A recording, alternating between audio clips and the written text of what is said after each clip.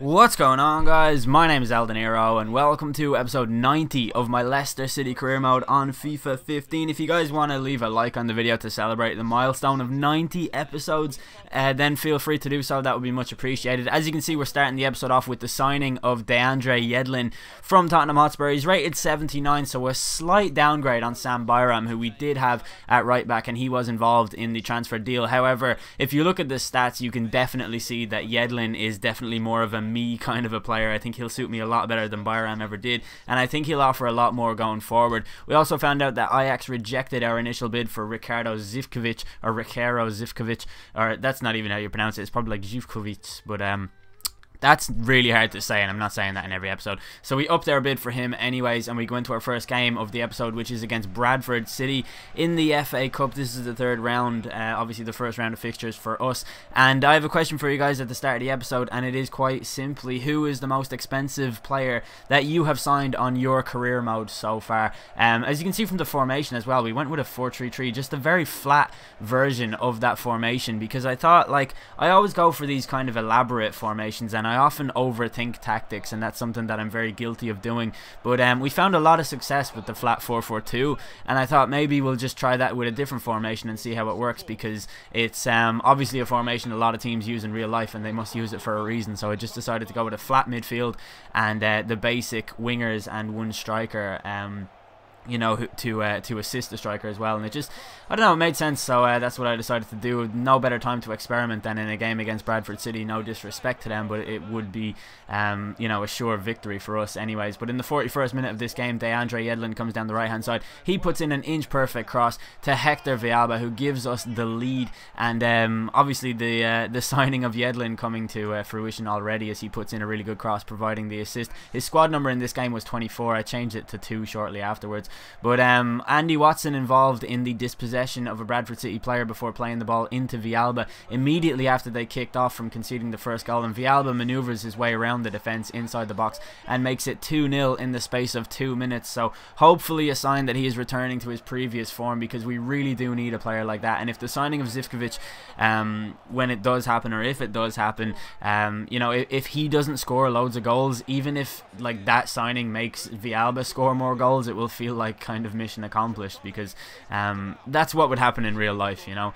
But Andy Watson's shot in the 69th minute tipped over by the goalkeeper, and Valère Bresson getting involved in the action in the 75th minute when he sees his shot saved. I was really hoping that would go in and he'd get his first goal from open play for the club. Sadly not, though, and we come up to the 90th minute of the game with Jeffrey Schlupp playing the ball into Villalba as he is on course for his hat-trick, but his shot is saved and then cleared by the Bradford City defence. Then Bradford came forward with Hansen playing the ball into a player called Ruti, I don't know how you pronounce his name, but he pulls a goal back for the hosts as they score a consolation goal in the FA Cup on their big day against Leicester City. That's how the game ended, a 2-1 victory for us. It was very comfortable, and it allowed us to experiment with the team and use different players and things like that. So I like games like that. They're fun to play to kind of break up the season a little bit. And our bid for Zivkovic was accepted, so we offered him a contract, which he then accepted, and we sign him. He becomes the record signing for us. As far as I know, I can't even remember who was the record signing. It was Villalba with 12 million, I think it was. Villalba is the previous most expensive player, making Zivkovic by far the most expensive player ever signed by this club. In real life, it's Leonardo Ulloa, who went for 8.5 million. So a look at Zivkovic's stats on the screen just then. I didn't actually do a squad report for January, and I don't think I'm gonna. I think I'll just wait till February, because it's a little bit far into the month now, and it's just something that I messed up with, I suppose. But our next game is against Newcastle United, and this is at the King Power Stadium. We did manage to beat them at St James's Park, but obviously we found more and more games difficult as of late, losing 2 games in a row in the last episode against Man United and Everton, which is something I was really unhappy with, because I think that was my first ever defeat at Old Trafford, and I think the only time Everton gave us a really hard time before that was in the FA Cup, which I didn't mind so much. But in the 9th minute of this game, Sam de Jong's shot went just wide of the post, and we come up to the 37th minute before anything else happened, with Prato picking the ball up, getting bundled over by Cocker, and then retrieving it before playing a 1-2 with de Jong before shooting wide. But you do see shots like that that going in, and it could have gone in.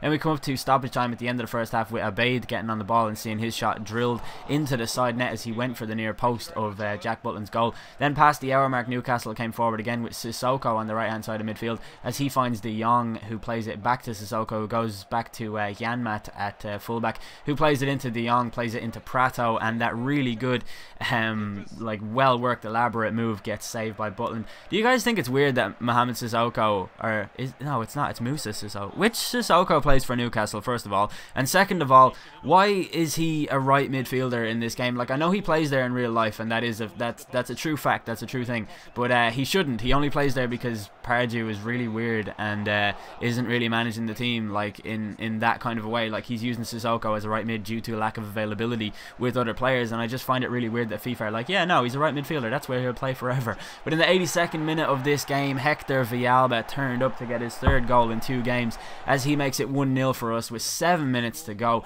That's how the game ends. We kind of stole that victory. It was all Newcastle in that game, and several formation changes led to us getting that opportunity. And then we come out of that game to see Valencia making a bid for Jack Butland, offering £20 million, which surprised me.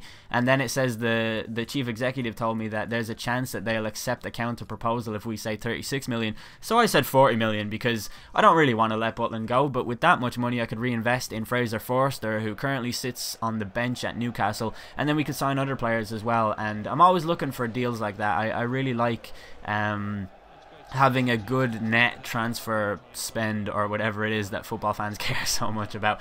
Our next game is a trip to Anfield against Liverpool though, and this is a ground where we have got a phenomenal record, it has to be said. There are so many times we've come to Anfield and scored upwards of 2 or 3 goals, and we got the action off to a flyer in the 15th minute with Hector Villalba once more finding the back of the net for his 4th goal in 3 games, which was really good because he really needed this, and it's great to see. And I was hoping that we could just hang on to that because I knew Liverpool would come forward immediately, and come forward they did as Moreno's cross finds Barini in the box, who heads it back to Wilfried Zaha, the former Leicester City player, who sees his powerful volley go well wide of Butland's post. And then in the 20th minute, Ricardo Zivkovic comes in to shoot straight at Mignolet. He had a very uneventful debut. He touched the ball maybe twice, and in this game he was looking to rectify that situation and come up with his first goal in the Leicester City jersey. But in the 26th minute, and on the counter attack from a corner kick, Villalba comes bombing forward, taking on every single defender in sight. A simple fake shot to beat Sacco, a basic finish into the back of the net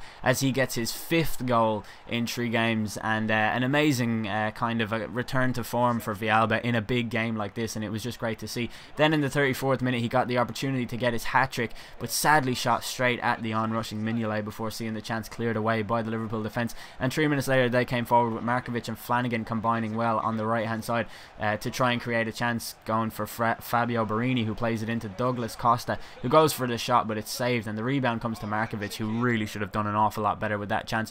In the 44th minute the ball gets played through towards Zivkovic, who has a look up but doesn't really have any options going. He goes for the pass to Villalba eventually, but gets dispossessed before he could even release it, and Costa and Zaha combine as Liverpool come forward, but then they get dispossessed by Emre Can, the former Liverpool player. He plays it to Robertson, who plays it into Zivkovic, who finds Villalba, who finds the back of the net, who gets a first half hat-trick at Anfield against Liverpool in just unbelievable scenes. Like, so many times we scored 3 goals at this ground. I don't know what it is about Liverpool that makes us able to beat them as often as we do, but I'm really thankful for that situation because they're a really good team, and like, they really did show that. They have beaten us twice, I think, overall since the series has started, but they weren't going to do that today, especially when Paulinho was finishing like that as his header goes bombing over the essentially empty net. Then we come to the 70th minute of the game with Paulinho on the ball, playing it to Markovic on the left hand side of the pitch. This time he goes back to Moreno, who moves into a crossing position and looks up, crossing it into Fabio Barini, who somehow got in ahead of Martinelli and managed to find the back of the net for what would